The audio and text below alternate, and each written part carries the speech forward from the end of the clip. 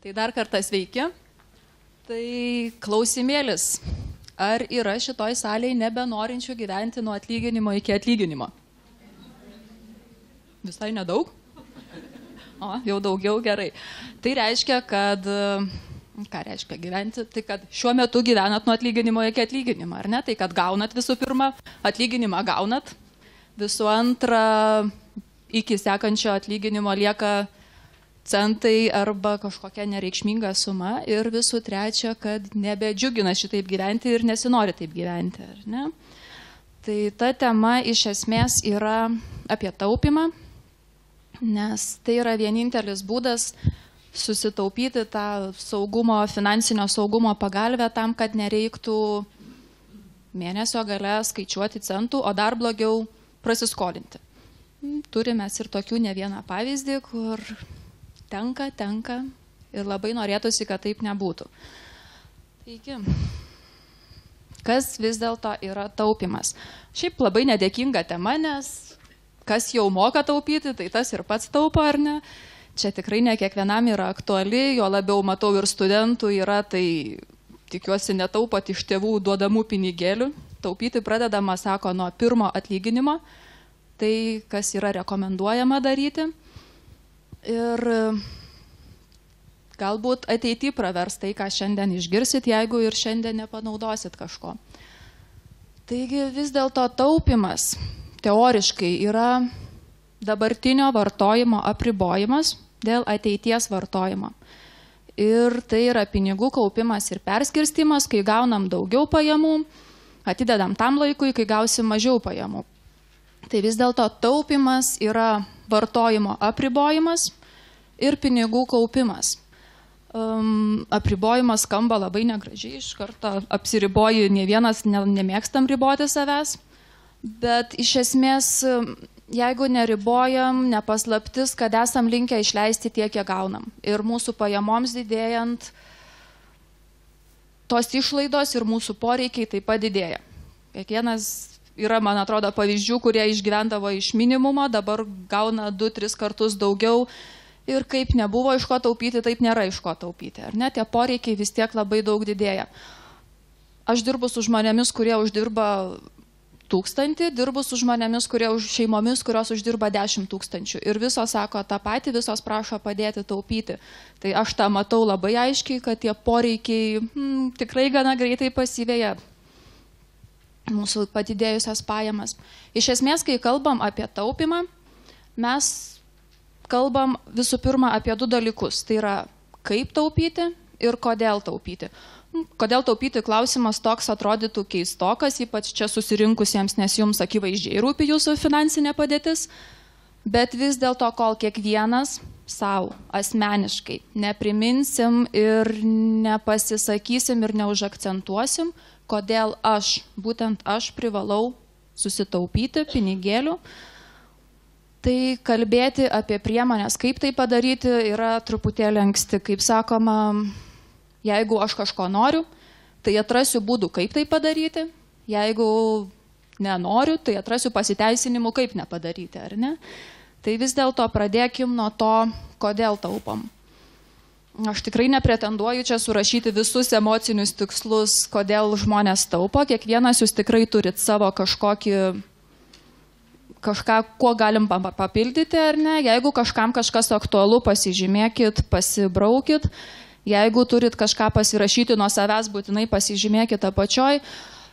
Kodėl taupom, aš norėčiau suskirstyti į emocinius tikslus ir finansinius tikslus. Emociniai tikslai, iš esmės tai yra tas pats, tiesiog emociniai tikslai atsako, kodėl aš noriu kažko, o finansiniai tikslai atsako, ko būtent aš noriu. Tarkim, jeigu aš noriu brangios mašinos, tai yra finansinis tikslas, kurį turiu pasiekti. Tai klausimas, kodėl aš jos noriu. Paprastai, jeigu brangios, aš jos noriu dėl prestižo, dėl pripažinimo, dėl tokių dalykėlių. Taigi, emociškai, kodėl žmonės taupo, tai nėra tiesiog taupimo sumos turėjimas, yra kitas dalykas, vien pats procesas, kad aš taupau ir aš kontroliuoju savo pinigus, jisai labai leidžia jaustis finansiškai saugiu. Tai iš esmės taupimas yra visa tai, ką mes didinam savo finansinį saugumą ir ant ko pastatyti yra visi asmeniniai finansai. Ne? Finansinis saugumas, dėl to mes iš viso žaidžiam su savo pinigais. Ir visa kita praktiškai išeina iš finansinio saugumo. Tai pasitikėjimas savim, kaip ir sakiau, kontroliuoti pinigus ir kad ne mane kontroliuoja, bet aš kontroliuoju, tikrai yra labai geras jausmas. Žinoma, atsakomybė už save ir atsakomybė už savo šeimą, tai kad aš galiu pasirūpinti. Ne manim reikės pasirūpinti, bet aš galiu pasirūpinti ir savim, ir savo vaikais, ir savo šeima. Labai labai teigiamas bruožas, emocija ir ką jaučia žmonės pradėję taupyti. Pripažinimas. Labai prisiminiau įdomų atsitikimą, neįdomų. Vienas iš mano mokinių skambina labai pasigirti, nes parvažiavo iš namų, o namuose jai tėvai nupirko tortą. Oi, čia proga, vaikas grįžo, tortas labai gerai. Tiesiog, sako, vaikelis sako, mes visą gyvenimą galvojom, kad mes tave turėsim išlaikyti. Nu jau kaip tu nemokėjai su pinigais elgtis, tai taip tu ir nemokėsi. Ir mes jau iki pensijos praktiškai jau mes buvom susitaikę su tuo, kad mes jau tau ir, kaip sakant, primokėsim vis prie to tavo atlyginimo, kad tik tu galėtum išgyventi. Ir jinai parvažiavo ir sako, ačiū, bet man nebereikia, man užtenka tiek, kiek jų turiu ir aš dar pradėjau taupyti irgi. Tai tėvams buvo toks malonus šokas ir toks tai mergaitė, toks pripažinimas buvo teigiamas dalykas, kad jie net tortą nupirko tą progą. Šventė visai šeimai. Vis dėlto pasirinkimo laisvė irgi yra labai svarbus dalykas, nes kai nebespaudžia mintis, kad neturiu pinigų, ir juo labiau, kai nebespaudžia mintis, kad tik tais kiti nesuprastų, kad neturiu pinigų. Vis dėlto mes labai pradedam priiminėti kitokius sprendimus. Yra tas dalykas, kad pusė smegenų yra užimta mąstymu, iš kur paimti ir kad tik tais tvarkingai, kur nors teisingai padėti pinigus. Kai atsiranda įgūdžiai, tai tvarkingai elgti su pinigėliais, tada ta dalis smegenų, kuri užimta mąstymu, kad neturiu pinigų, jinai atsipalaiduoja ir mes galim daryti visai kitus dalykus. Mes tiesiog gyvenimas yra daug paprastesnis. Ir ta pasirinkimo laisvė, turiu pavyzdžių, kaip žmonės važiuoja atostogų už skolintus pinigus, nes tiesiog neturi, bet jie negali darbe pasakyti, kad oi, nebuvau šiais metais Turkijoje, ne? Nes tai yra toks neprestižas, kad tu tiesiog negali to pasakyti darbe. Ir tai labai spaudžia, ir tai labai įtakoja laisvę. Ir moteris irgi skambina po kurio laiko po mokymų ir sako, žinot ką, sako, atėjo atostogos, atsiverčiau katalogus, rinksiuosi kelionę, nes jau turiu pinigų, jau dabar už savo pinigus važiuoti, jau galiu sau leisti ir staiga, sako, supratau, kad 5 metus pas tėvą kaime nesu buvusi. O taip visą laiką norėjau, bet negaliu sau leisti, nes jeigu bendradarbiam pasakysiu, kad nebuvau kur nors Turkijoje, Egipte, tai sakys, tu ką, pinigų neturi? O sako, tikrai neturiu, tai gavau slėpti. Tai labai malonus tokie yra iš tikrųjų atvejai, kai ta pasirinkimo laisvė jinai visai kitaip atsiskleidžia. Dar kokių nors emocinių teigiamų dalykų, ką duotų taupimas. Ką nors dar užsirašėt, kas nors šalia? Ne? O, puiku. Visiems. O gal nieko neduotų. Nu vis tiek, ką nors gal duotų taupimas. Tai va. Tada tie, kurie finansiniai tikslai, kaip sakėm, ar ne, tai yra tie, kurie labai dažnai minimi, tai yra atsargos juodai dienai, rezervas, visokių yra nuomonių, yra 3 mėnesiai, 6 mėnesiai, 12 mėnesių. Nuo ko priklauso rezervas, tai visų pirma nuo saugumo poreikio, kaip labai aš noriu jausti saugiai, paskui priklauso nuo pasitikėjimo savimi, jeigu aš prarasiu darbą, per kiek laiko aš susirasiu naują. Ką žinau, galbūt aš tokios geros nuomonės apie save, kad jeigu mane išmes iš darbo, aš per savaitę susirasiu kitą. Tai tas rezervas nuo to priklauso, kiek aš turėčiau taupyti. Ir žinoma, priklauso nuo to, kiek yra pajamų šaltinių. Jeigu šeima yra tik vienas pajamų šaltinis šeimoje, tai žinoma, rezervas turėtų būti didesnis negu tuo atveju, jeigu šeimoje yra keli pajamų šaltiniai, nes tikimybė, kad nutrūks abudu iš karto, yra mažesnė. Nors turiu pavyzdį, kai abudu dirbo ir vyras ir žmona tam pačiam darbe ir abudu tuo pačiu metu išmetė, nelabai maloni situacija. Ne? Tai vis dėlto tas rezervas yra svarbus. Žinoma, taupom senatvei.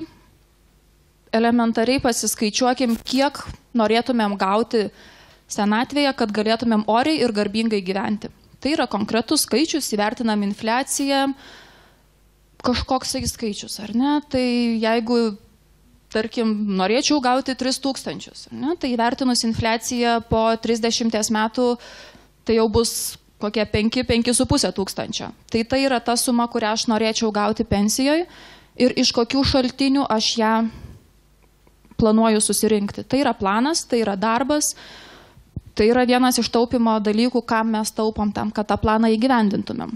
Bet ta suma labai svarbu žinoti, kiek mes norėtumėm gauti, atrodytų, iš senatvės pensijos turbūt nelabai čia kas ruošiamės gyventi.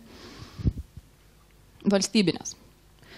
Taip, dideliem pirkiniam taip pat mes taupom iš anksto tam, kad pirktumėm atsakingai ir kad galėtumėm skolintis atsakingai. Kitu atveju labai gresia prasiskolinimas ir neduok dievė greitieji kreditai. Taip pat būstui, kas neturit būsto ir kam aktualu, pradinis įnašas vis dėlto turėtų būti sutaupytas. Ne kiekvienam nukrenta iš dangaus arba iš tėvų tas pradinis mūsų būstas. Investicijoms, kaip ir Vilius minėjo, visų pirma, investuoti reikia pradėti tik tai tada, kai jau turim sukaupę rezervui. Tai investicijos yra investuojami tik tie pinigai, kurie jau sekantis žingsnis po rezervo sukaupimo ar po apsidraudimo. Bet jeigu nuspręsit jau dabar pradėti kaupti pinigėlius rezervui, tai apie investicijas aš labai rekomenduočiau pradėti skaityti jau dabar, bent jau pusvalandėlis per dieną investicijų tema, pasirinktos krypties investicija. Ir kai jau susikaupsit rezervą ir kai ateis laikas investuoti, tuomet jau jūs tikrai nebus taip, kad turit pinigų ir oi, ką čia daryti, ir sprendimą priimu labai keistą ir neapgalvotą. Apie tai reikia galvoti jau dabar. Arba pasikliauti patarėjais finansiniais, kurie, kaip ir Vilius sakė, turėtų būti nepriklausomi, o nesuinteresuoti kažkokį produktą parduoti. Žinoma, taupom ir vaikams. Čia jau kiekvienos šeimos atskira tema ir atskiras diskusijų objektas. Ir žinoma, taupom finansiniai nepriklausomybei. Iš esmės, finansinė nepriklausomybė yra situacija, kai mano pajamos, pasyvios pajamos, kurias aš gaunu nieko nedarydamas, padengia visas mano išlaidas. Tai senatvė yra paprasčiausias pavyzdys finansinės nepriklausomybės, tada mes jau nieko nebedarom, bet gaunam pajamas. Bet jeigu vėlgi mes išeitumėm į pensiją 70 metų arba netgi 75-80, aš asmeniškai tiek laukti tikrai nenoriu. Aš noriu savo finansinę nepriklausomybę pasirūpinti kiek galima anksčiau ir jo labiau negyventi iš tos valstybinės pensijos. Tai finansiniai nepriklausomybei taip pat reikia turėti planą ir jam taupyti. Aš pilnai sutinku, kad taip, tai yra problema. Mes kol kas dar kalbam tik tais, kodėl reiktų taupyti, kodėl. Paskui pereisim prie temos, kaip tai turėtų būti daroma ar ne. Kaip ir sakiau, labai sunku yra pasakyti taip tiesiog apibendrintai, kaip tas turėtų būti, nes iš tikrųjų kiekviena situacija yra skirtinga, kiekvieni poreikiai yra skirtingi, kiekviena šeima su savo supratimais yra skirtingi ir kažką labai apibendrinti yra sunkoka. Bet pamėginsim. Ar ne? Tai, sakėm, emocinės priežastis, dabar finansinė priežastis, kodėl netaupom. Jeigu jau pasižymėjom arba pasirašėm savo kažkokį tikslą, galbūt netgi finansiškai įvardinot tą tikslą ir finansiškai parašėt skaičiuką šalia to savo tikslo. Tai finansinė priežastis yra, kodėl mes netaupom, tik tai viena, tai yra per mažas pajamos. Matau, nukanda paveiksliukas gabalą. Tai per mažas pajamos. Kaip ir sakėte, ar ne, kad dėliok nedėliojas tiesiog nėra iš ko. Tai gali būti dėl to, kodėl per mažas pajamos, galbūt dėl.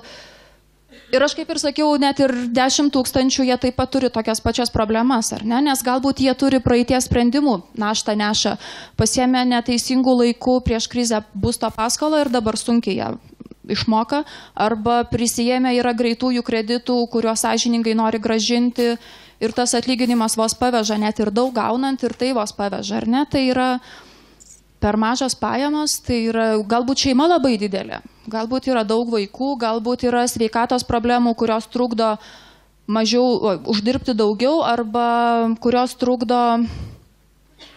kainuoja brangiai išlaikyti tą sveikatą, galbūt ir taip yra, ar ne? Žinių ir įgūdžių trūkumas, tai čia tai, apie ką mus tėvai gąsdindavo, kad eikit mokytis ir baikit universitetus, kitaip eisit kiemsargiais dirbti, ar ne, kad vis dėlto žinios yra labai svarbos ir, kaip Vilius sakė, tai yra pastovus procesas, žinių siekimas. Bet šiais laikais, man atrodo, jau nelabai pateisinama, nes yra internetas, yra knygos, yra mokymai, yra asmeninių finansų treneriai. Tiesiog žinios yra gaunamas dalykas, ar ne, kaip tą padaryti, reikia tiesiog norėti, apie ką mes prieš tai šnekėjom, kodėl mes turėtumėm taupyti. Na, žinoma, šalies ekonominė padėtis taip pat įtakoja, nes tai yra vidutinis atlyginimas, yra nedarbingumas, nedarbo padėtis. Tai tokie dalykai taip pat įtakoja, kodėl mes dėl finansinės priežasties netaupom. Daug baisesnis yra dalykas, emocinės priežastis, kodėlgi vis dėlto mums nepavyksta taupyti. Jeigu aš ir žinau, kodėl turėčiau taupyti, dabar pagalvokim apie tai, kodėl vis dėlto netaupam. Kaip ponia sakė, finansinės priežastys yra viena dalis, visi kiti supuola į emocinės priežastys, iš kurių pagrindinė dalis yra pasiteisinimai. Kiekvienas jų turim 1, 2, 3, 4, 5, kodėl aš negaliu taupyti ir kodėl net pradėti nenorėčiau taupyti, ar ne? Tai, tarkim, per mažos pajamos, ar ne? Yra tikrai kieno per mažos pajamos, bet kaip ir sakiau, yra šeimos, kurios daug uždirba ir lygiai tuo pačiu teisinasi, kad tai yra pajamos. Nu, bet kaip uždirbsiu daugiau, tai jau tada tikrai pradėsiu taupyti, ar ne? Taip labai retai būna, jeigu su keliais 2000 nemokėjom susitvarkyti, tai net ir pakilus iki 5000 tikimybė, kad mokėsim susitvarkyti, nėra didelė. Taip pat pasiteisinimai, kokių dar turim pasiteisinimų, kodėl netaupam. Taip, visą laiką mano poreikiai labai dideli, labai turiu daug išlaidų, ar ne? Bet tų išlaidų jų visada yra ir kaip sakoma, kiekvieną mėnesį yra vis kokia nors proga, kuri būna kartą per metus, bet iki kartą per metus, kaip aš neišleisiu, ar ne? Bet 12 tokių progų ir jau gaunasi kartą per mėnesį. Taip pat yra daug pasiteisinimų, žmonės taupimą asocijuojas su skurdu, ne su rūpinimus ateitim, bet su skurdu. Ir iš tikrųjų pavyzdys, atvažiavo į degalinę naujas Mercedesas ir pilasi dujas. Koks pirmas įspūdis? Va, žmogus nusipirka už paskutinius pinigėlius naują Mercedesą, tai dabar tik tais ir dujas besipila, ar ne? O iš tikrųjų, kaip ta reklama sako, turtuoliai irgi taupo, ar ne? Ir kai mes asocijuojam taupimą su skurdu, yra labai sunku taupyti, o taupimą galima asocijuoti taip pat ir su rūpinimus ateitim. Taip pat galbūt jis dėl to ir turtingas, galbūt jis dėl to tą naują Mercedes ir nusipirko, dėl to, kad susitaupė, ar ne? Ir moka taupyti, ir gali, ir gal. Taip pat pasiteisinimų, labai jaunimui labai būdingas, gyventi noriu dabar, o ne kažkur po 40 metų, ar ne? O kas jums sakė, kad po 40 metų nenorėsit gyventi? Greičiausiai norėsit ir dar geriau gyventi, bet tam reikia ruoštis jau dabar.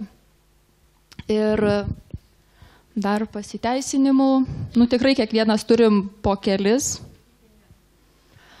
Negaliu, taip, tai yra, kaip sekantis neribojami norai, ar ne, kur ribotos galimybės, o norai nelabai ribojami, ar ne. Apie pasiteisinimus, ką dar reiktų paminėti, labai svarbu yra, tėvai gyveno nuo atlyginimo iki atlyginimo, seneliai gyveno nuo atlyginimo iki atlyginimo, ir aš taip pat, jau taip pas mus turbūt šeimoje duota, taip aš turbūt ir gyvensiu, ar ne? Tai tas nėra, gyvenimas nuo atlyginimo iki atlyginimo nėra nei privalomas, nei paveldimas.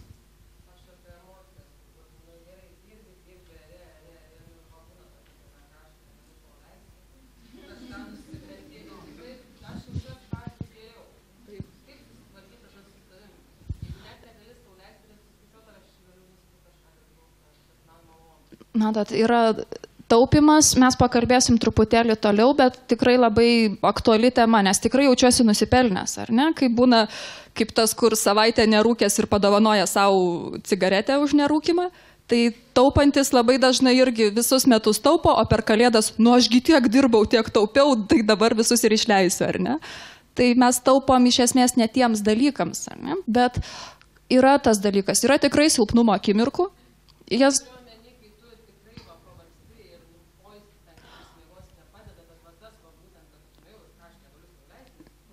Bet čia yra dėl to, kad jums reikia to daikto, ar dėl to, kad aš ką negaliu sau leisti, ašgi tiek dirbau.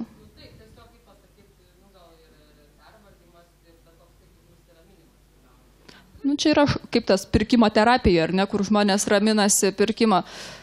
Jeigu taip atvirai pasakius, čia jau truputėlį psichologinė problema, ar ne, kurią reiktų su savim pasišnekėti. Pasakysim, truputėlį toliau pašnekėsim bus ir apie tai, bet tikrai labai dažnas dalykas, ar ne? Ir pasiteisinimų, kiekvieną kartą atidarę piniginę ir išleidžia, mes turim ką savo pasakyti ir tikrai pasakom kažką tokio, dėl ko šiandien man yra svarbiau išleisti pinigus, o ką žinau, galbūt man rytoj sveikatos problemų bus, kai man tų pinigų dar labiau reikės, ar ne? Tai jeigu ir norisi kažkokią daiktą ir nusiraminimo, jo labiau, galbūt galima kavos puodelį išgerti, galbūt pigiau kainuoja. Bet jeigu tai yra...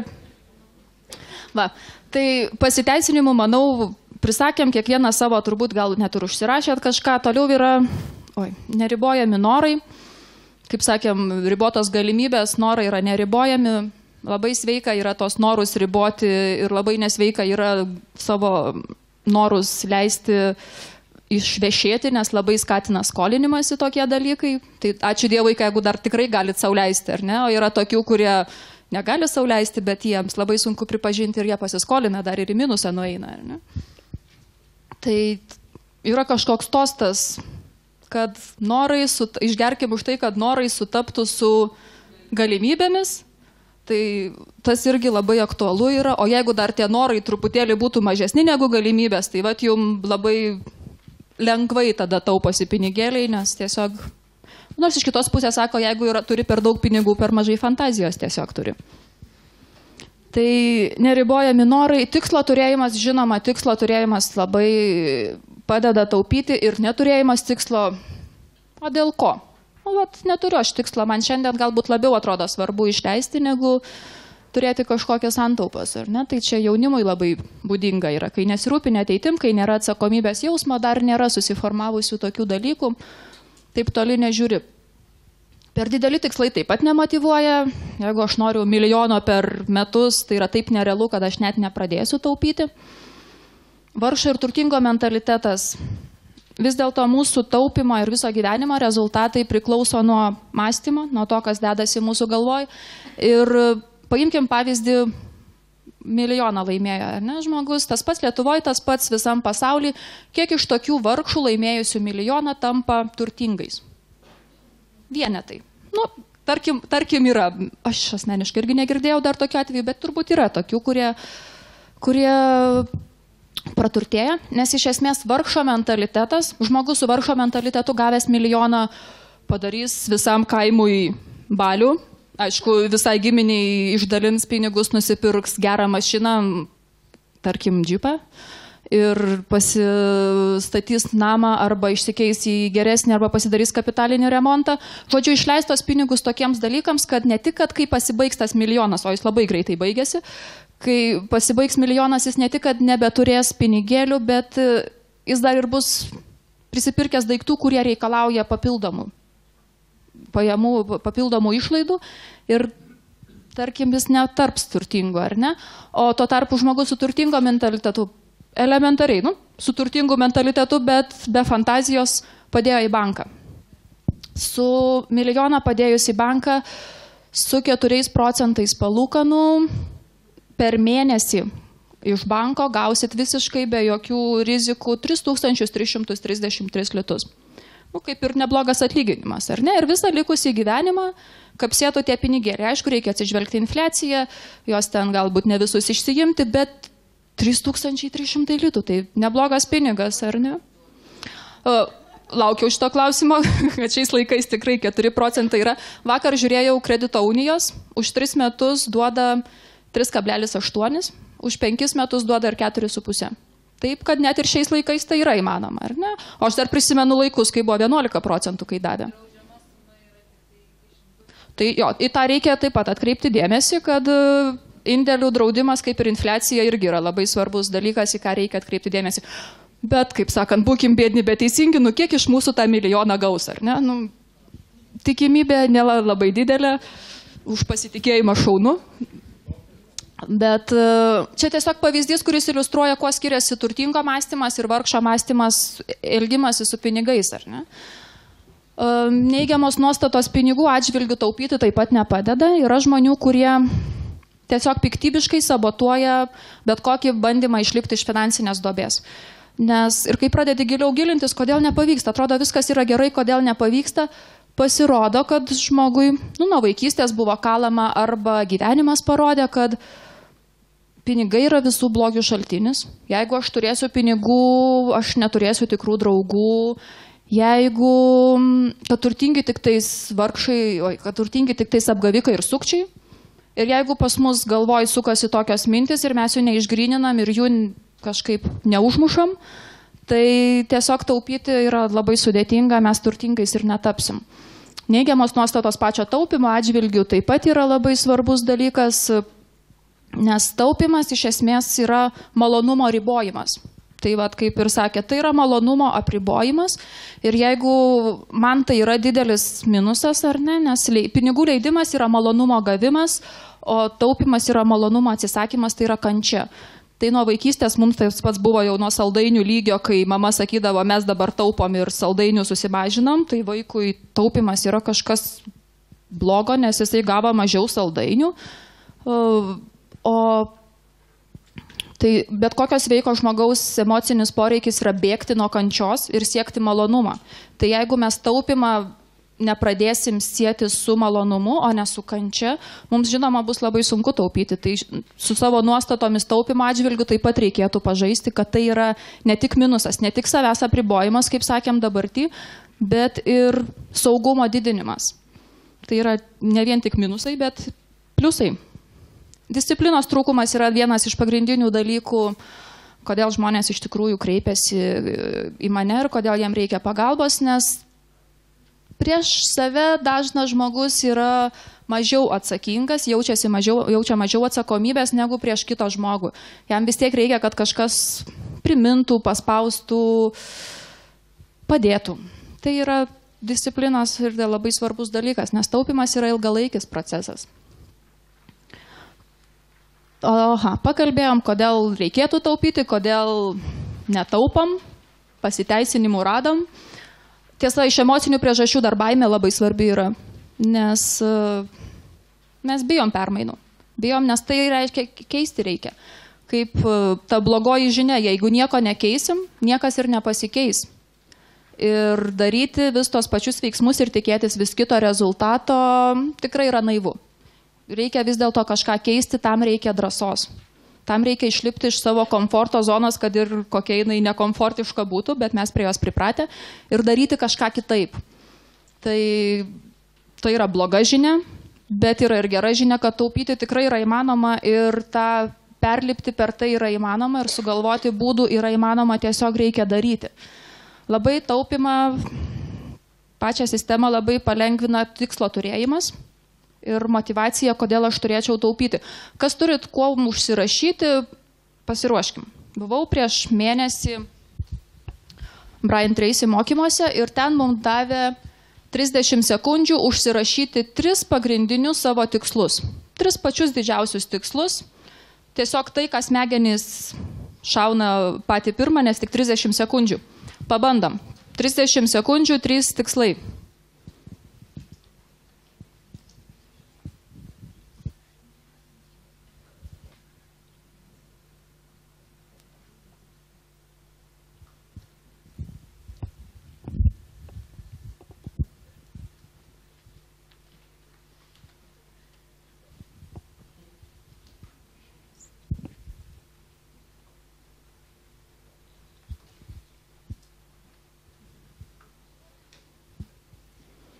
Viskas praėjo 30 sekundžių.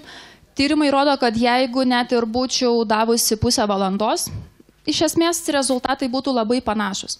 Tai vienas tikslas yra susijęs su finansais, vienas tikslas yra susijęs su sveikata ir vienas tikslas yra susijęs su šeima arba kitais žmonėmis. Ar panašu kažkas, kas rašėt? Iš esmės mes labai giliai paėmus visi esam labai panašus, ar ne? Tai va tikslus turit. Kaip jos pasiekti yra visai kita tema, kiti mokymai, bet tai yra įmanoma, reikia pasidaryti planą, skaidyti mažesnius žingsnelius ir tą daryti. Tai tiesiog motyvacijos taip pat turim, ar ne? Kodėl reiktų taupyti? Dabar pakalbėkime apie taupimą, patį taupimą, kas tai yra ir kaip tai vyksta. Taupimas iš esmės vyksta tik tai tada, kai išlaidos yra mažesnės už pajamas. Netgi jeigu reguliariai jūsų išlaidos yra 10 litų mažesnės už pajamas, tai yra taupimas techniškai. Tiesiog tokiu tempu labai toli nenuvažiuosim, bet tai jau yra gera pradžia. Ir taupimo medalis turi tik tai dvi pusės. Tai yra, kaip ir sakėm, pajamos ir išlaidos. Ir norint pradėti taupyti arba norint didinti taupimo sumą, būdų nėra labai daug. Ir mes galim didinti pajamas, mes galim mažinti išlaidas arba tuo pačiu metu ir didinti pajamas ir mažinti išlaidas. Kitų variantų tiesiog nėra. Ne? Kaip ir Vilius sakė, išlaidas mažinti yra daug paprasčiau negu didinti pajamas, bet išnaudoti reiktų abidvi galimybės. Apie pajamas. Pakelkit rankas, kas iš jūsų nepatenkintas gaunamom pajamom.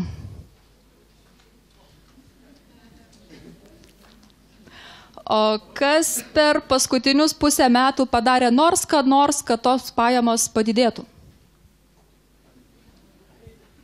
Neblogai, sakyčiau, mažiau negu prieš tai, bet tikrai neblogai, ar ne? Tai labai džiugina, kad ne tik linkę guostis, bet ir problemų sprendimo ieškoti. Tai pasak Roberto Kiyosakio pinigų srauto kvadrantas. Yra keturi pajamų šaltinių srautai. Darbuotojas. Tai yra samdomas darbuotojas, kuris gauna fiksuotą atlyginimą. Tai yra laisvai samdomas savo srities specialistas, kuris tiek dirba, tiek uždirba. Tai yra verslininkas, kuris sukūrė verslo sistemą ir jam kiti žmonės neša pinigus. Ir tai yra investuotojas, kuris investavo pinigus ir jam jau jo pinigai neša pinigus. Tai iš esmės kaip pavyzdį stomatologas. Baigė mokslus, įsidarbino poliklinikoje, yra samdomas darbuotojas, gauna darbo užmokestį. Sekantis etapas, jisai išsinuomoja savo kabinetą, turi savo kėdę, yra laisvai samdomas darbuotojas, kiek dirba, tiek uždirba, susirgo, nieko neuždirba, išvažiavo atostogų, nieko neuždirba. Tada sukūrė tas pats stomatologas, atidarė savo kliniką, įdarbino dar kelius stomatologus. Ir dabar jau jisai gali ir sirgti, ir atostogauti, jam jau kiti žmonės neša pinigus. Užsidirbęs pinigėlių, nusipirko namą, tą namą išnuomavo. Tai dabar jau jam ir pinigai neša pinigus. Tai yra 4 pagrindiniai būdai užsidirbti. Jie visi turi savų pliusų, savų minusų, kam įdomu pasiskaitykite daugiau internete, tikrai yra labai gerų minčių. Kuo daugiau mes iš 4 šaltinių, kuo daugiau mes iš jų išnaudojam, tuo mums aišku yra geriau, ar ne? Tas pats darbuotojas gali būti ir investuotojų, tas pats laisvai samdomas specialistas gali būti investuotojų, verslininkas gali būti samdomų darbuotojų savo įmonėje. Tai yra, kuo daugiau apriepsim, to bus geriau, bet išnaudoti reiktų ne kiekvienam duota, žinoma, ir tą verslą kurti ir investuoti, bet pamėginti galima. Kodėl, kai aš pasakau, kad esu asmeninių finansų trenerė, pats dažniausias klausimas, kurį girdžiu, būna, tai pasakykit, ponia, kad gudri, tai kaip man iš minimumo pragyventi? Tai man visada kyla klausimas, o kodėl jūs uždirba tik minimumą? Yra tikrai visokių situacijų, visokių blogai susikloščiusių situacijų, bet būkim biedni, bet teisingi. Yra daug žmonių, kurie tiesiog tingi daugiau dirbti ir daugiau uždirbti. Yra, kai mes pradedam ieškoti papildomą darbą tik tada, kai tų daugiau pajamų mums norisi labiau negu daugiau poilsio. Tai yra visas mūsų gyvenimas svarstyklių principų veikia, tai tiesiog kol diskomfortas dėl trūkstamų pinigų nebus didesnis negu noro ilsėtis, gulėti prie televizoriaus, nieko neveikti, tai mes daugiau pajamų ir neieškosim. Ne? Vieni save nuvertina, sako, kad neturi galimybių, bet yra ir tokių žinoma, bet tiesiog aš manau daugeliu atveju jie nėra viską išmėginę ir tikrai yra arba nusivylę, arba kaip nors be fantazijos gal, o su fantazija papildomų pajamų. Kas žinot apie kraujo donoro pensiją? O, gerai, tikrai nemažai. Tai yra toks dalykas, tai aišku yra senatviai, tai yra investicija į senatvę, bet šiuo metu yra 400 litų prie pensijos, už 40 kartų neatlygintinai duoto kraujo. Visai neblogas variantas, ar ne, prisidurti prie pensijų plano. Kai skaičiuosit, kiek norit gauti pensiją, tai vienas iš šaltinių, va jum, galit mėginti. Nu, kaip sakant, čia niekas neapsaugotas, ar ne? Taip, mes nežinom, dėl to mes...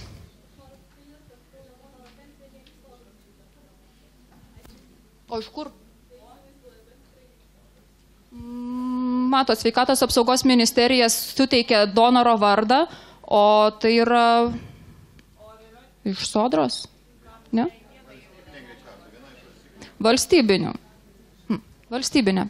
Ta prasme, kad tai nesidubliuoja su senatvės pensija. Kokių dar papildomų pajamų šaltinių, nu kas mezga siuvat, aišku, internetas, beribis ir visa kokių pirkti, parduoti šiais laikais nėra sudėtinga. Verslo kūrimas. Verslo idėja yra, kaip sako, jeigu turi kažkokią problemą savo gyvenime ir ją išsisprendai pats ir gali tą sprendimą pritaikyti daugiau žmonių, kurie turi tokias pačias problemas, tai vat jums verslo idėja. Arba įsivaizduokit, kad turit 10 milijonų ir pusę metų likusių gyventi. Ką norėtumėt veikti iš tikrųjų? Tai yra kita pusė, kaip sakoma, kad reikia susikurti savo verslą ant to, ką aš iš tikrųjų norėčiau daryti, ant to pamato. Tai tokių idėjų tiesiog pagalvoti reikia. Yra tinkliniai marketingai. Kas iš jūsų priklauso kokiam nors tinkliniam marketingui? Atsistokit, prašau. O visi kiti įsižiūrėkit, kas norit papildomų pajamų, tai visi kiti įsižiūrėkit į šitos žmonės ir per pertrauką prieikit ir paklauskit, kaip galima papildomai užsidirbti. Ne visiems duota, ačiū, ne visiems duota, ne visiems padės, bet tikrai yra tokių žmonių, kurie dirba ir užsidirba ir puikiausiai sukuria savo verslus tinklinio marketingo pagrindų. Taip, kad nereiktų nuvertinti taip iš karto, ar ne? Ką dar turim papildomų? Nu, aišku, papildomas pusė etato darbas, galbūt net savo pačio darbe pasiklausti darbdavio, kokias paslaugas jisai samdo iš šono ir galbūt galėtų samdyti mane tam darbui padaryti. Dar kokių nors idėjų, kaip papildomai užsidirbti? Nu, pagalvosim visi, ar ne? Kad tai yra galimybių tikrai yra, tiesiog reikia nepasiduoti ir ieškoti jų. Pajamas pakalbėjom, išlaidos. Kaip sako, ne tas yra turtingas, kuris daug turi, o tas, kuriam nedaug reikia.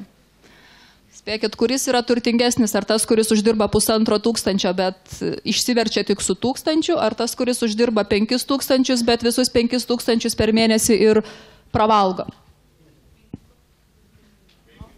Taip, skaniai būna pavalgęs, bet iš esmės jam nieko nelieka, ar ne? Mėnesio gale jis lygiai taip pat nieko neturi. Tas, kuris per mėnesį susitaupo nors kažkiek, jisai turtingesnis. Nu, pavalgyti skaniai, matot, yra irgi mūsų poreikis. Vienas iš pasiteisinimų beje yra, kad mano poreikiai labai dideli. Nu, iš esmės mūsų poreikiai visi vienodi yra. Pavalgyti, pamiegoti, apsirengti. Tik tai klausimas, kokiu lygiu, ar ne? Ar vienam reikia rengtis Pradą, kitam užtenka Humanai pasiieškoti. Tai tie poreikiai yra tiesiog, kaip mes juos tenkinam. Nėra nei taip, nei kitaip blogai, tiesiog, kad neviršytų mūsų galimybių tie poreikiai. Taip, o mūsų poreikiai pagal Anthony Robbins yra 6 pagrindiniai ir tai iš esmės apibrėžia, kaip mes leidžiam pinigus ir kokie yra mūsų prioritetai. Iš šitų 6, tai saugumas, faktas, visi mes norim ir finansinio saugumo, ir visų kitų patogumo, jaukumo, to, kad nereiktų galvoti, ką valgai. Ir toliau, kai jau labai saugiai jaučiamės, tuomet mes jau norim nesaugumo, įvairovės, akcijų, atrakcijų visokiausių, norim pripažinimo, visi norim būti mylimi, įvertinti, pagirti, turėti kažkokį statusą. Žinoma, visi nori meilės, bendravimo, draugų Ir dalyjimasis, tobulėjimas, augimas ir tobulėjimas ir dalyjimasis, sakoma, yra būdinga ne visiems. Tai jau čia kaip tas Sidas iš ledynmečio pasakytų, tai jau kur aukštesniai rasiai. Tai, bet aš manau, kad jums būdingas, nes jūs atėjot patobulėti. Tiesiog tai yra 6 dalykai, kurie yra esminiai žmonių poreikiai. Ir apsibrėžkit 2 pagrindinius, kurie yra jums patys svarbiausi. Paprastai tai būna saugumas vienas iš jų, bet tikrai ne kaip taisyklė, bet esminis poreikis. Ir dar kažkuris vienas būna 2 pagrindiniai poreikiai, kurie sąlygoja, kam jūs daugiausiai išleidžiat pinigų. Ir jeigu jūs pareisit namo ar paprašysit savo antros pusės, jeigu tokią turit apibrėžti, kas jam yra svarbiausia, tai tada pamatysit, kodėl konfliktuojat, kur yra išleidžiami pinigai, nes tie poreikiai jie nesutampa ir pas visus yra skirtingi. Tai tokiem dalykam mes leidžiam pinigėlius ir žinoti, kas yra esminis poreikis, žinoti, kas yra man svarbiausia, yra labai svarbu, yra tiesiog prisiminti, nes jeigu momentas yra, kai man norisi save palepinti, bet aš žinau, kad iš esmės saugumas yra man svarbiausias dalykas, tai aš labai gerai pagalvosiu, ką aš darau. Taip pat svarstyklių principas lygiai veikia ir čia, kaip ir sakiau, jeigu saugumo poreikis, kas yra finansinis, mes šį kartą kalbam apie finansinį saugumą, tai saugumo poreikis, jeigu mums yra pats svarbiausias, tai jisai nusveria, tada mes taupysim. Jeigu koks nors kitas poreikis nusveria saugumo poreikį, tada mes leisim pinigus kitiems dalykams. Tiesiog tai yra žaidimas su savim, gali trumpalaikiškai tikrai gali svyruoti, bet labai neužmirškit, kas yra jums svarbiausia ilguoju periodu. Ir jeigu netgi, tarkim, pripažinimo poreikis, turėjau tokį atvejį, atėjo žmogus ir sako, nu padėkit ponė susitvarkyti su pinigais. Gražus, visas madingas, tvarkingas, nu kiek aš suprantu apie madą, tai mes su juo pasikalbėjom ir aš matau, kad jisai viską, ką gali, jis leidžia išvaizdai, jis leidžia tam, kad jisai pripažinimo poreikis jam yra toksai svarbus, kad jam tiesiog visiems kitiem poreikiam pinigėlių labai nedaug telieka, ar ne? Tai mes tiesiog nusprendėm, kad pas jį didelės emocinės problemos ir reiktų visų pirma jas išsispręsti. Jeigu tu gali sau leisti makaronais ir bulvėm valgyti, bet vien dėl to, kad tu gerai atrodytum ir kad tave žmonės žiūrėtų gatvėj, aš manau, kad tai jau yra truputėlį sutrikimas ir nukrypimas, ar ne? Bet kiekvieno žmogaus poreikiai yra skirtingi ir tikrai negalėtume mes dėl to jų smerkti, ne? Nes kiekvienas turim kitokį pagrindą gyvenime ir kitokius poreikius. Taip. Išlaidos mažesnės už pajamas. Kaip sakėm, taupimas vyksta tik tai tada ir tas didysis taupimas, kuris susideda iš mažų kasdienių taupimukų, jisai iš esmės vyksta tik tai tada, kai išlaidos yra mažesnės už pajamas. Ir yra daug labai rekomendacijų, ką daryti ir kaip daryti. Esminis vis dėlto dalykas yra daryti. Čia kaip ir su dieta, vien žinojimas ir turėjimas krūvos knygų ir receptų dietinių patiekalų svorio nemažina, reikia juos naudoti. Taip lygiai tas pats ir su taupimu, tą reikia daryti. Neužtenka žinoti, bet tą reikia daryti. Ir tai yra sunkus darbas su savim emociškai, su savim nugalėti tas nuostatas, nugalėti pasiteisinimus. Bet mesgi žinom dėl ko, ar ne? Jeigu turim tikslą, kodėl mums reikia susitaupyti pinigų, tai tada rasim ir būdų, kaip tai padaryti. Tai vienas iš dalykų, kas labiausiai rekomenduojama, yra sumokėti savo pirmam. Yra Warrenas Buffettas, turbūt visi žinot, yra sėkmingiausias pasaulio investuotojas, kuris sako, kad taupyti reikia ne tai, kas liko neišleista, o leisti reikia tai, kas liko nuo taupimo. Tai reiškia, kad visų pirma mes atidedam taupimui, susimokam savo pačiam, o tik tada mes pradedam leisti pinigus. Yra visokių būdų, vieni rekomenduoja į kitą sąskaitą pervesti, kitiems viskas yra gerai, jiems ir taip lieka tų pinigėlių, ar ne, kas jau šitaip daro, kam sekasi, ilgą laiką sekasi, kas save kalėdoms neapdovanoja pirkiniais už visą sutaupytą sumą. Tai tą sveikinu ir viskas yra puiku, ar ne? Aš truputėlį savo nuomonę turiu šito klausimu, nes jeigu mes kiekvieną kartą pervesim į kitą sąskaitą, tarkim, pinigus skirtus taupimui, tai mes ir vėl gaunasi, kad gyvenam nuo atlyginimo iki atlyginimo, ne? Ir vėl mes neturim tos pagalbės, reiktų būti truputėlį sąmoningų ir tą saugumo pagalbę netgi toje einamojoje sąskaitoje laikyti, bet neišleisti jos ir didinti. Tai yra sudėtingas dalykas, tai yra darbas, bet viskas yra įmanoma. Tai susimokėjus savo pirmam, teoriškai 10% nuo pagrindinių pajamų, nuo pastovių pajamų, 50% bent jau nuo papildomų pajamų turėtų būti atidėta taupimui. Teoriškai, jeigu savo pamėgintumėm per mėnesį pervesti 10% pajamų į kitą sąskaitą, tie, kurie gyvena nuo atlyginimo iki atlyginimo, pamėginkit, o gal išeis, gal vis dėlto tiek ir užtenka.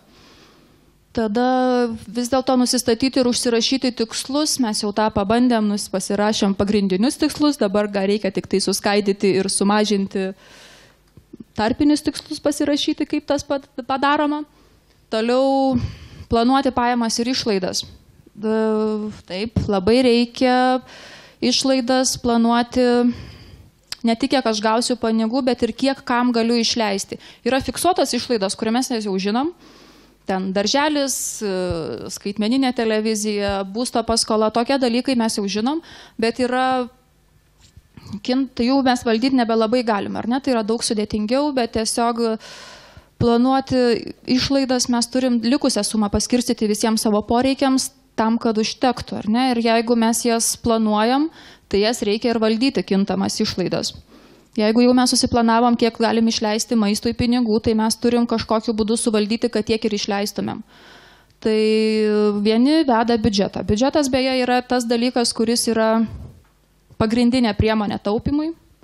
Ir tam, kad kai jau taupimo pinigai atidedami, tam, kad mes išgyventumėm išlikusių pinigų, labai svarbu yra žinoti, kiek kam išleidžiam ir fiksuoti ir neviršyti tų sumų, kiek mes galim sau leisti išleisti. Žinoma, vien nebūtinai biudžetas. Yra žmonės, kurie atima iš savo pajamų, atima fiksuotas išlaidas, tas, kurias jau tikrai žino, kad sumokės, o likusią sumą padalina iš 4 savaičių. Arba padalina į tam tikras išlaidų grupės ir taip stengiasi sukontroliuoti, kad neišleistų daugiau negu gali. Peržiūrėti fiksuotas išlaidas yra sudėtingas dalykas emociškai, psichologiškai, dėl to, kad jos jau yra užfiksuotas ir mes jau esam pripratę prie to komforto lygio, kaip gyvenam. Mes jau esam pripratę prie skaitmeninės televizijos, nesvarbu, galbūt aš tik tais panorama žinias pasižiūriu ir man pilnai ištektų antenos. Bet visi turi skaitmeninę televiziją, tai kaip aš dabar neturėsiu, ar ne? Mes esam pripratę prie kažkokios, tarkim, vienas žmogus prie 2 kambarių būto, jis jau yra pripratęs, bet galbūt jam net nereikia, ar ne? Arba būsto paskola, kada paskutinį kartą buvom į banką nuėję paklausti, galbūt galima ją peržiūrėti, galbūt jau maržą galima susimažinti. Kada peržiūrėjom su vaikų darželiu truputėlį sudėtinga įmokos, ten jau kaip yra, taip yra. Fiksuotas išlaidas vis dėlto sąmoningai dar kartą peržiūrėti, ar tikrai aš moku tiek, kiek galiu sau leisti ir ar tikrai man reikia visų tų paslaugų, kurias aš perku. Gyventi ne pagal norus, o pagal galimybės. Apie tą mes jau šnekėjom tosto pavidalu, kad įtikinti save gyventi ne pagal norus, o pagal galimybės. Tai yra sudėtinga, bet tą reikia padaryti, norint taupyti, nes tie norai visą laiką bus sulig galimybėmis, jeigu nedidesni. Visur reikia suskaičiuoti ir suvokti, kiek kainuoja emocijos. Nesakau, kad atsisakyti, tarkim, tas pats gyvenimas per dideliam bute, kiek aš sutaupyčiau, jeigu aš gyvenčiau mažesniam bute. Galbūt aš truputėlį pasispauščiau, galbūt man būtų nepatogu, bet kiek aš sutaupyčiau, mes dabar kalbam apie pinigus. Kiek aš sutaupyčiau, jeigu važinėčiausi viešuoju transportu, o ne mašina? Kiek aš sutaupyčiau, jeigu mažiau kalbėčiau telefonu, ar ne? Tai dabar jau su tom naujom reklamom ir naujais planais, tai turbūt nelabai ką be sutaupytumėm. Bet visą tai reikia žinoti. Ne dėl to, kad sakau, kad reikia nemokėti tokių dalykų, tiesiog reikia žinoti, kurioje vietoje dar yra įmanoma pasispausti, jeigu visai blogai. Ir kiek kainuoja. Galbūt mes išsikėlę į kitą butą kelius 100 litų galėtumėm sutaupyti, ar ne? Arba savo išnuomavę ir išsinuomavę mažesnį. Emociškai tai yra sunku, nes savo nieks nenorim apleisti ir kraustytis į svetimą, bet tiesiog žinoti, kiek tai kainuoja. O pensininkams juo labiau žinoti, kiek kainuoja emocijos, tai yra svarbu anūkų atžvilgių, kiek jie visą laiką įdeda į anūkus. Yra žmonių, kurie anūkam, kurių tikrai reikia, yra anūkai, kurie piknaudžiauja tuo. Tai tą irgi reikia žinoti ir dar pensininkam labai svarbu, kaip pasakyti, sukčiai, kurie sužaidžia ant emocijų ir taip sužaidžia, kad tiesiog atiduoda labai daug pinigėlių, ar ne? Ir tos emocijos kainuoja brangiai. Taip, keisti neveiksmingus įpročius veiksmingesniais. Mes iš įpročių turim labai daug ir savaitę, kitą mėnesį pamėginkit pagyventi, pasižiūrėti, kiek jūs mokat už kažką, kas jums nėra būtina, bet tai yra įprasta. Galbūt jums mokėti kaviniai darbe nėra prasminga, galbūt užtenka neštis maisto iš darbo. Galbūt galima išvažiuoti 10 minučių anksčiau į darbą, nepapulti į kamščius ir sutaupyti kūrui. Galbūt mes nebūtinai kavą turim gerti Statoilę kiekvieną rytą, gal galim iš namų įsipilti. Yra ir tokių, kurie tokių vartojimo įpročių turi, bet ir net nenori atsisakyti, o baisiausia, kad net nenori žinoti, kiek tai kainuoja. Tai tokius įpročius, bet juos reikia susekti. Pats blogiausias įprotis vartojimo yra tiesiog gyventi nesąmoningai ir plaukti pasroviui, nes tada mumis naudojasi visos reklamos ir mes norim tokių dalykų, kuriuos mums sako, kad mes norim, bet iš tikrųjų mes galėtumėm be jų puikiai išgyventi. Kiekvienas esam nusipirkę daiktų, kurių labai mums pardavėjas, pagarba tokiem pardavėjam, bet kuriem pardavė mums, o paskui parėję namo sakom, nei man reikia, nei ką, arba savaitę panaudojau ir nebereikia. Tai tokie įpročiai kenksmingi taupimo atžvilgiu. Taip pat taupyti reikia kompleksiškai, nes jeigu aš mėnesį laiko valydamasi dantis užsuku vandenį ir sutaupau ten grubiai arba visais kitais įmanomais būdais taupau vandenį ir sutaupau pusę kubo, kas yra keli litai, bet eidama pro šalį nusiperku spontaniškai neplanuotai 38 porą batų, kurios man net nereikia už kelis šimtus litų, tai čia netaupimas. Taupyti reikia, jeigu jau taupam, tai taupam viską, kiek galim. Ką dar daryti? Atpažinti tikruosius poreikius, tuos 6 pagrindinius poreikius mes jau matėm ir žinoti, nusikasti iki pat apačios, iki tų 6 poreikių ir rasti pigesnius arba nemokamus būdus patenkinti tos pačius poreikius. Čia jau fantazijos dalykas, pigesnius arba nemokamus. Kaip mano teta iš Amerikos sako, vaikeli, jeigu gali ką nors išsinuomoti, tai niekada nepirk. Jeigu gali ką nors pasiskolinti, tai niekada nesinuomok. O jeigu gali gauti dovanų, tai net nesiskolink.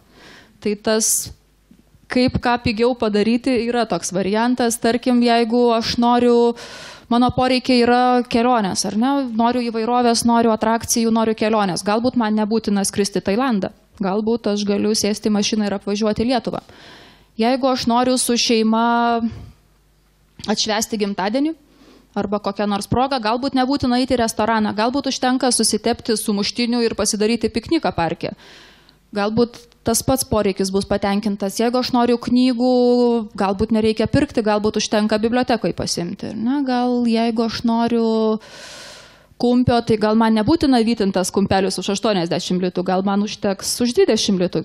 Tiesiog tokius dalykus, tai yra fantazijos, tai reikalauja fantazijos ir savęs pažinimo, kad aš žinočiau, kokie yra tikrieji poreikiai, bet kaip toliau parašyta, pasitelkti fantaziją. Kaip sakoma, geros atostogos lygų daug pinigų plus mažai fantazijos, arba geros atostogos lygų mažai pinigų plus daug fantazijos. Tai tiesiog kiek mes tos fantazijos įdėsim.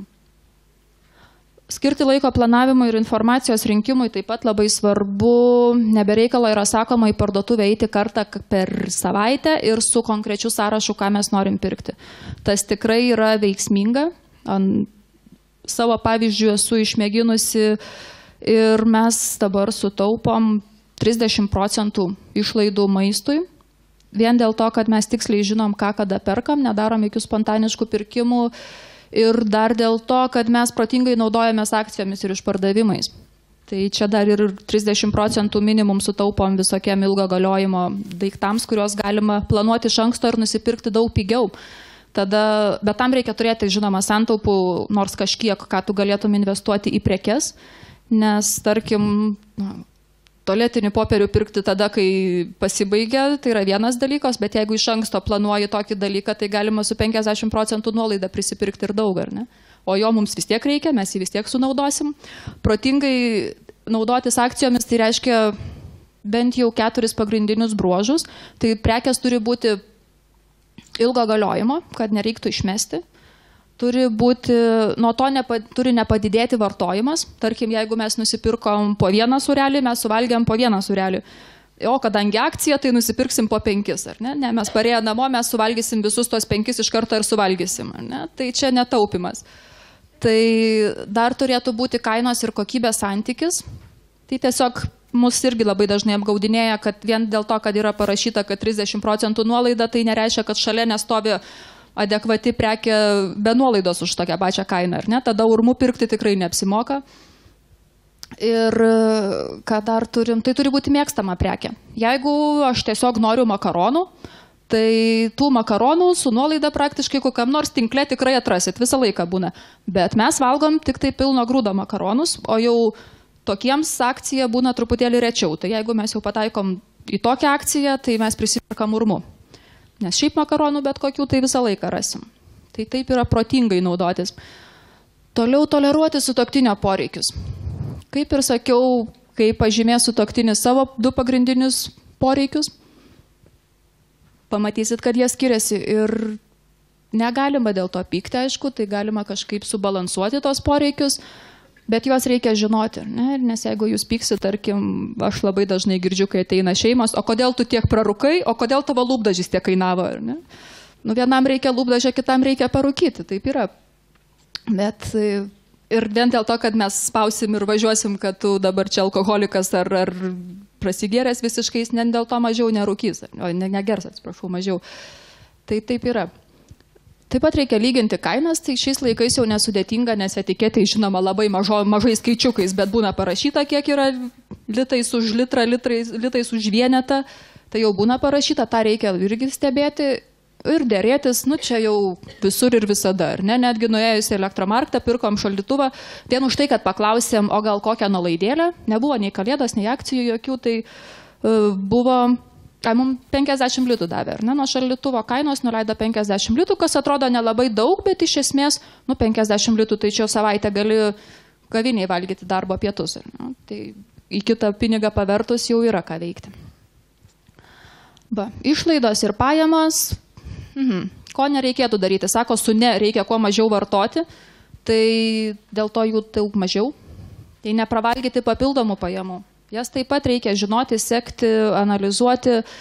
Kai mes jų nesekam, atrodo, kad jų ir nėra. Jeigu pradėtumėm sekti, pasirodys, kad vis dėlto ar tai yra 100 litų kalėdinė dovana, ar tai yra premija, bet jeigu mes jos nesekam, nefiksuojam, jinai labai greitai dingsta lyg nebuvusi, ar ne? O ją reiktų skirti iš tikrųjų kažkokiam konkrečesniam tikslui, nes pragyventi reiktų mokėti iš to, ką mes gaunam pastoviai. Nevaikščioti po parduotuvės iš neturėjimo ką veikti. Tai čia mūsų Akropolis ir Rozas labai vilioja ir visi kiti prekybos centrai tą daryti. Tai čia tik tai labai stiprios valios žmonėms, kurie iš tikrųjų nieko nepirks, nes visa kita dabar buvo... Kokia čia buvo Jamam akcija ar Akropolė ar ne, kur tyrimą darė, kad klausė žmonių, ką jie planuoja pirkti, už kiek pinigų. Ir kai jau jie išėjo iš parduotuvės, paklausė, už kiek jie nusipirko, tai 2 kartus ir 3 kartus ir vienas buvo ne 10 kartų viršijęs tą sumą, kurią planavo išleisti. Neužmirškim, kad pardavėjai dirba savo darbą ir jie nori, kad mes išleistumėm pinigus. Taip pat nepirkti spontaniškai ir nerūpestingai, tai jeigu ėjau pro parduotuvėje ir pamačiau vitrinoje kažkokį daiktą, kurio labai noriu, niekas nesako, kad negalima jo turėti, ar ne? Tiesiog palaukti dieną, 2, 3 palaukti, jeigu tai yra spontaniškas pirkimas, nes emocijos jos užkyla, aš noriu, jos užkyla, jos aukščiau negu protas ir tada tos emocijos reikia palaukti, kol jos nusileis bent jau iki proto lygio, kad mes galėtumėm logiškai apsvarstyti, ar mums tikrai to daikto reikia. Netaupyti sveikatos sąskaitą čia savaime suprantam, vienas iš dažnesnių irgi klausimų būna, tai jeigu jau dabar mes pradėsim mokintis taupyti, tai turbūt liepsi tik tais Maksimos favoritą valgyti, ar ne? Ne, taip tikrai nėra. Ir niekada nesakykit savo, negaliu sau leisti. Klausimas iš psichologinės pusės, klausimas turėtų skambėti, jeigu aš noriu kailinukų, tai klausimas turėtų skambėti, kaip iki kitos žiemos man papildomai užsidirbti 2000 litų kailinukams. Tai taip aš turėčiau kelti klausimą ir taip savęs klausti, bet nesakyti, kad negaliu sau leisti. Aš galiu sau leisti, bet man reikia sugalvoti kaip.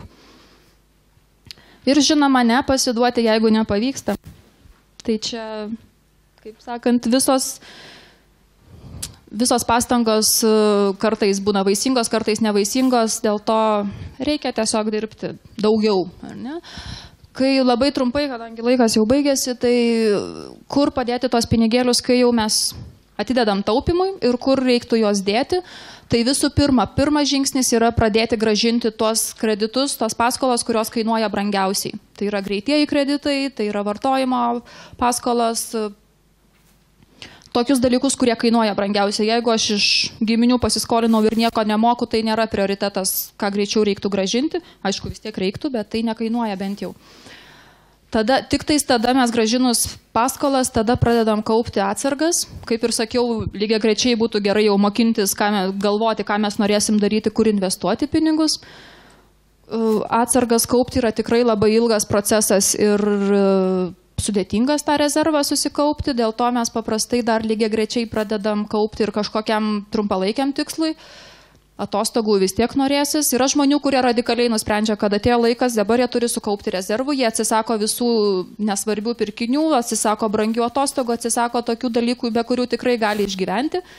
Ir tada tą laiką, metus, du, kol sukaupia rezervą, jie save riboja, tada jau pradeda kaupti kažkokiam kitam tikslui. Bet paprastai būna, kad vis tiek žmogus turi kažkokių tikslų, ar tai televizorius, ar tai kažkas tokio, kur didesnis pirkinys, kam reikia pasiruošti. Ir visą tai daroma lygiai grečiai. Pradėti, kaip ponia sakė, tikrai labai sudėtinga yra padaryti, kai tiek pajamų tėra, bet tai yra įmanoma. Tai yra darbas, bet yra įmanoma. Tai tą reikia labai konkrečiai žinoti savo visas pajamas, labai konkrečiai žinoti savo išlaidą, susiplanuoti, kiek kam galit išleisti, ne kiek kam norėčiau išleisti, kiek aš kam galiu išleisti.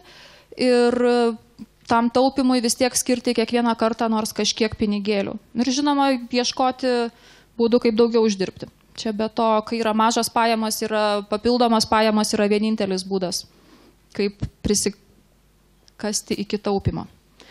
Tai žinoma, ir vaikams kaupti, ir finansinės laisvės siekti, ir investuoti į žinias, kaip Vilius sakė, kad čia yra nuolatinis procesas ir visi tą patį sako, kad viena iš pagrindinių investicijų vis dėlto yra į žinias, nes tai yra dalykas, kurį mes, kaip sako, ant pečių nenešiosim ir kurį reikia atnaujinti ir kurį nei bankai sudegs, nei investicijos nuvertės. Ar ne? Tai yra mūsų tas, kas mums leidžia uždirbti daugiau pajamų. Va. Tai apibendrinam. Tai pašnekėjom, kodėl reikia taupyti, kodėl žmonės netaupo. Pašnekėjom, kad reikia didinti pajamas ir mažinti išlaidas.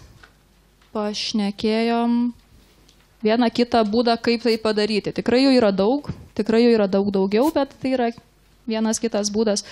Ir dabar aš jums pabaigoje norėčiau tiesiog palinkėti. Yra du variantai. Yra variantas dirbti daug, kai rezultatas yra tik tai toksai. Tai yra dirbti sunkiai. O galima dirbti tiek, ir rezultatą pasiekti tokį. Tai yra dirbti protingai. Tai aš jums ir norėčiau palinkėti dirbti nesunkiai, bet protingai. Tai ačiū jums.